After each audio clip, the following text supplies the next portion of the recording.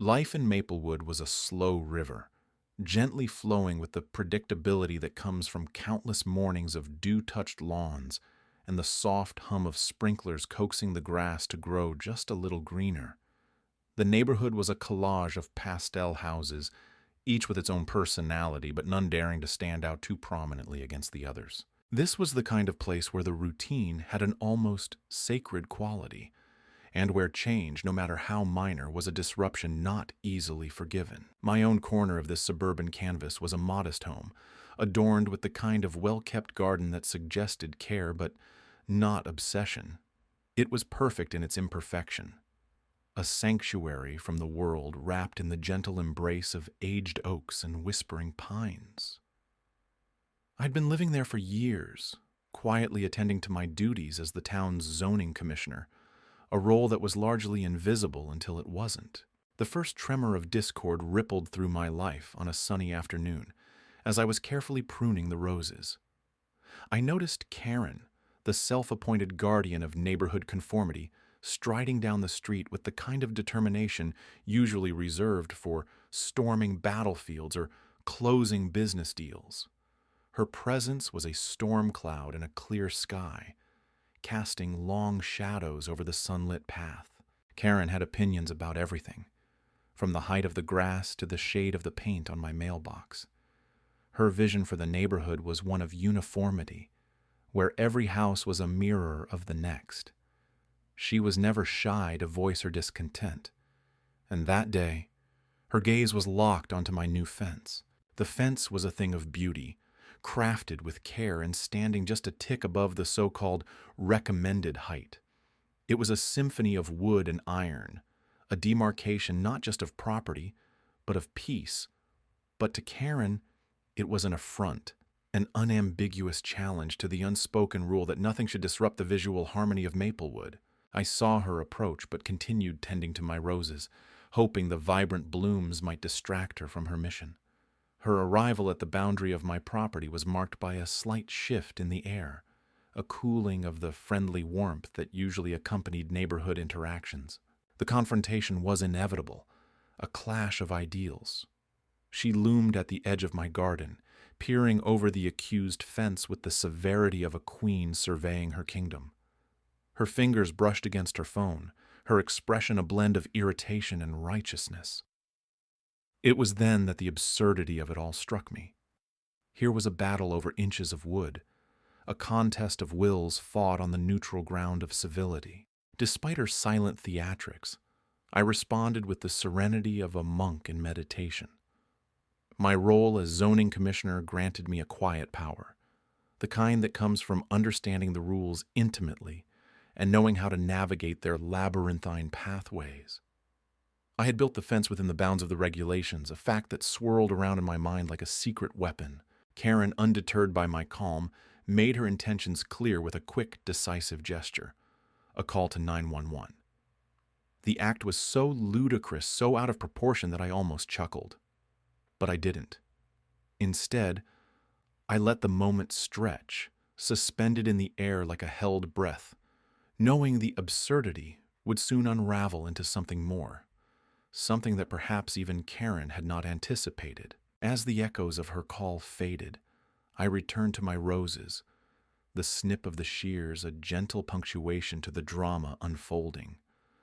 The roses, oblivious to human folly, continued their bloom, a reminder of beauty in the face of discord. It was a small rebellion of my own, a quiet stand against the storm that was brewing just beyond the fence. The chill of morning dew lingered on the grass as I stepped out to survey my yard. My fence, now infamous for its height, stood like a sentinel, casting long shadows across the lawn, a monument to Karen's displeasure. It was one of those mornings where the air felt crisp enough to snap, and it wasn't just because of the weather. The incident with the police felt like a distant echo, though it was only days ago. Yet Karen's vendetta simmered on, relentlessly stoked by her need for neighborhood dominion.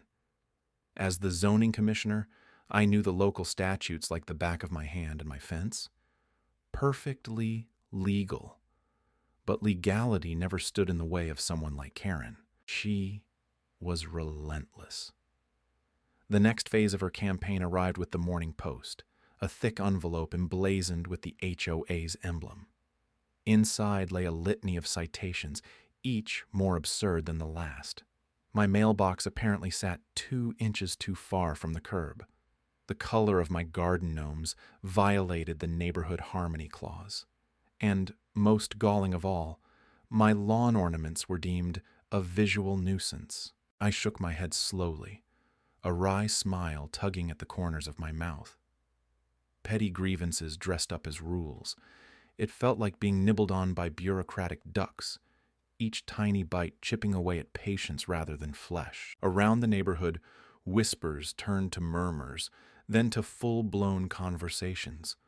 Karen was the hub, spinning her web of influence. Stories of my supposed infractions spread like wildfire, feeding off her energy. Housewives and retirees, in their morning gatherings, exchanged glances laden with judgment, a touch of scandal electrifying their routines. I felt their eyes, even when I couldn't see them, felt their curious lenses trained on my every move. It was a dance of suburban scrutiny, a performance I had neither signed up for nor rehearsed. But beneath their gaze I found a kind of calm, an odd serenity in knowing the truth, as solid as the ground beneath my feet. I could have unleashed the full weight of my position, quashing her crusade with the stroke of a pen. But that wasn't my style. Patience, after all, was my true fortification. I kept to my routines, tended my garden, each clipped leaf and uprooted weed an act of defiance. The earth had a way of absorbing vexations, leaving behind only fertile ground. In those tranquil moments, I imagined the scenarios Karen conjured in her mind. Her incessant need to sculpt the world into her image seemed both exhausting and oddly pitiable. One afternoon, as the sun dipped low and the sky blazed with hues of orange and pink, Karen appeared at the edge of my property. Her silhouette was a stark line against the dying light. She stood there, a silent challenge, waiting for my acknowledgement. I considered the weight of her presence, the persistent thorn in my side. Finally I approached, closing the distance with measured steps. The air between us crackled with unsaid words and unshared histories. Her lips parted, perhaps to let slip another edict or demand, but I held up a hand, a gentle yet firm barrier. Words were unnecessary. Her mouth closed, her expression shifting from defiance to uncertainty. The moment stretched between us, a fragile truce in the twilight glow.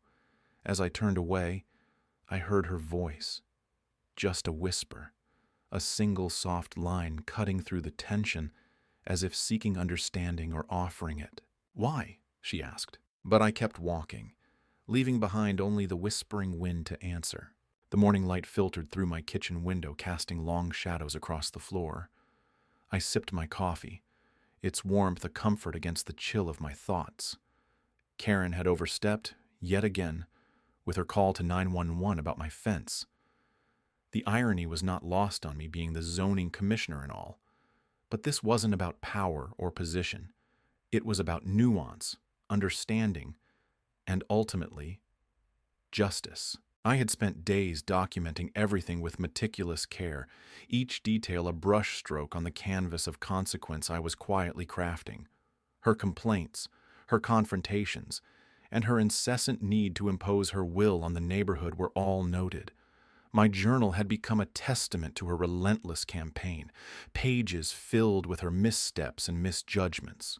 The fence was just the latest in a series of grievances she had aired, her self-appointed role as neighborhood watch becoming more of a neighborhood nuisance. Yet in her eyes, she was the hero of her own story. That was her fatal flaw, failing to see the world in hues beyond black and white, right and wrong. I took a slow walk to the backyard, my steps deliberate, grounding. The fence stood tall, stoic against the wind, much like my resolve. It was a manifestation of personal choice, taste, and, yes, regulation. In its presence, I found a sense of calm. It wasn't just a border, it was a statement of resilience. I had a plan, subtle yet effective, an invitation to the next HOA meeting where I would present my findings, not with hostility, but with clarity and precision. The goal was not to shame, but to reveal, to hold a mirror up to her actions and let the community see the reflection for what it truly was. The meeting room was predictably sterile, rows of folding chairs facing a makeshift podium. Neighbors trickled in, a low hum of conversation filling the space. Karen sat near the front, her posture rigid, eyes scanning the room with the fervor of a general about to lead her troops into battle. I took my place, the weight of the moment settling on my shoulders. My opening was nothing more than a polite acknowledgement of the community's presence. It was important to set a tone of civility, an invitation to dialogue rather than a declaration of war. Then, the unveiling. Each slide was carefully crafted, each photograph a stark reminder of her overreach. The 911 call was the crescendo, an audio clip that played over the quiet room, her voice unmistakable in its righteous indignation. It was the sound of a neighborhood held hostage by one woman's vendetta. There was no need for outrage or uproar, just silence. The kind of silence that speaks volumes, heavier than any words. Karen, for all her bravado, remained stone-faced, yet there was a flicker in her eyes. Recognition, perhaps, or denial. I closed with a simple statement, a call for amends rather than apologies. The room began to stir, hushed conversations breaking the silence. The tide was shifting. It was not about fences or rules anymore. It was about harmony, about living together in a space where differences were celebrated rather than condemned. As the meeting adjourned, I lingered in the doorway, watching as neighbors filed out. Some nodded in my direction, a silent thanks or a shared understanding. Karen walked past, her gaze briefly meeting mine. There was no need for words. The message had been received. Outside, the evening air was crisp, the sky a canvas of stars. I breathed deeply, feeling the weight of the past few weeks lift. The road ahead would not be without its challenges, but for the first time in a long time, it felt like we were all moving in the right direction. Together. The afternoon sun slanted through my office blinds, casting stripes of light across my desk. I leaned back in my chair, the leather creaking softly, and glanced at the file. It lay there innocuously, a simple manila folder, but inside it was the quiet power of the law, a power I wielded with precision. A small smile played at my lips as I considered the irony of it all. Karen had unwittingly called 911 on the very system she thought she understood. My position as zoning commissioner was not just a title. It was a mantle of responsibility and a source of silent strength. The laws and codes were a landscape I navigated with ease, much like a maestro conducting an orchestra. The crescendo was approaching, and Karen had presented me the baton. A few weeks had passed since her theatrical emergency call. Her voice had been shrill, cutting through the neighborhood's tranquility like nails on a chalkboard. In the aftermath, I had stayed deliberately silent, allowing the whispers and speculation to fill the void. Karen had reveled in it, her self-righteousness inflating her presence until she was an overblown balloon of authority, hovering over the community with eyes sharp as hawks. But I was patient. The oak tree outside my window was testament to what time and patience could achieve. Its roots were deep, much like my plans. The files on my desk included detailed zoning maps, ordinances, and past violations that Karen had conveniently ignored. Small infractions, perhaps. But in the world of zoning, even the tiniest flouting of regulations could shift the balance. As daylight waned, I picked up the file and leafed through the pages. There was something almost poetic in the way rules were laid down, like lines of a poem waiting to be read aloud. Karen's infractions were subtle, yet unmistakable. A garden fence encroaching too far, a shed that overstepped boundaries by mere inches. The irony was delicious. Her fortress of petty complaints had foundations of sand. I took a deep breath, savoring the moment before action. The path was clear, the pieces ready for placement. A gentle reminder here, an official notice there. The bureaucracy was a dance I knew well, and I led with grace. Letters would arrive at Karen's doorstep, each one a note in a symphony she had unwittingly composed. In the days that followed, the neighborhood watched as the drama unfolded. Karen's bravado faltered with each official envelope that landed in her mailbox. Her face, once proud, became a mask of confusion and disbelief. How deliciously ironic it was to see her tangled in the very web she had spun for others. The final act approached, a crescendo of realization. One evening, as the sun dipped below the horizon and shadows stretched long and thin across her yard, I found myself walking past her house. A single line of dialogue punctuated the silence, her voice a whisper of disbelief. It hung in the air, a testament to the power of quiet retribution. I didn't know. I continued on, the night wrapping around me like a cloak. Her words were not a victory cry, but a quiet acknowledgement of the inevitable. In the silence, I found peace. My fence, tall and proud, stood untouched, a testament to the quiet strength of knowing the rules and playing the game. As I turned the corner, leaving Karen and her crumbling empire behind, I felt the cool breeze of justice, a gentle reminder that patience and quiet power could reshape even the most turbulent of landscapes. The meeting room in the community center buzzed with the low hum of anticipation. It was time for the monthly homeowners association gathering, but the air was thick with the scent of something far more interesting than discussions about lawn maintenance and paint colors. The room was packed to the brim. Residents squeezed into uncomfortable metal chairs, their whispers a steady stream of curiosity and fervor. I stood at the back, leaning against the wall, arms crossed. My title had always been a quiet secret, tucked away like a blade in its sheath, unnecessary to brandish until the moment demanded it. The moment came when Karen, in her self-righteous fury, had dialed 911 over my fence, the boundary that marked my personal haven from the world. Karen sat at the front, her posture a rigid testament to her conviction. Her eyes surveyed the crowd, seeking the support she assumed she had garnered. My presence, unnoticed by her until now, was about to become the catalyst for change she could neither predict nor control. Across the room, the HOA president tapped the microphone, calling for order. The sound echoed, sharp and clear, pulling the attention of the room into focus. My mind drifted back to the day Karen had stormed up to my fence, her indignation clashing violently with my calm facade. She had never seen me as anything more than a neighbor to be managed, a resident to be reprimanded. The irony tasted sweet. As the president spoke, outlining the night's agenda, my gaze drifted to the window, where the evening light bled through the blinds in soft, golden strands. I thought of how boundaries, like my fence, serve purposes far beyond their physical presence. They protect, yes, but they also define.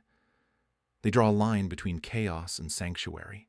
Karen's name echoed through the room, a summons for her to rise and address her grievances. Her voice, tight with authority and tinged with impatience, filled the space. Her accusations piled up like bricks, each word another attempt to build a case against me, oblivious to the foundation of my authority beneath. Her speech concluded, leaving behind a silence that demanded a response. The president cleared his throat, eyes flickering toward me, acknowledgement of the hidden ace in this evening's play. It was time. Unfolding my arms, I stepped forward, the quiet murmur of my movements drawing attention. Each step was intentional, grounding me in the reality of this confrontation. Faces turned, eyes widened, recognition dawning slowly, like the first light of day over the horizon. "My name is not just a name," I began, my voice calm but firm. "It's a responsibility." The room stilled, the weight of my words settling over the assembly. Karen's expression shifted, confusion knitting her brows, the veneer of her certainty cracking under pressure. "I am the zoning commissioner for this district," I continued, my gaze unwavering, meeting hers with the full force of truth. The ripple of surprise traveled through the crowd, a wave cresting over the collective conscience. Karen's composure faltered, the realization of her miscalculation sinking in. My authority was not a weapon of retaliation, but a shield of resolution. I wasn't here to dismantle, but to restore. The community needed balance, not division. They needed boundaries respected, not enforced with venom. The meeting moved forward, the president regaining control, guiding the agenda away from the wreckage of Karen's attack. I stayed, a silent guardian among neighbors, my role redefined in their eyes. Karen sat, subdued and sidelined, her influence diminished by the revelation. Her story, once a rallying cry, became a cautionary tale whispered among the chairs. As the meeting adjourned, the crowd dispersed into the night, and I lingered, watching as the neighborhood exhaled. The fence stood tall and unyielding, a testament not to defiance but to quiet strength and unspoken truths. In the end, it was not just a barrier, but a symbol of integrity, unbent and unbroken.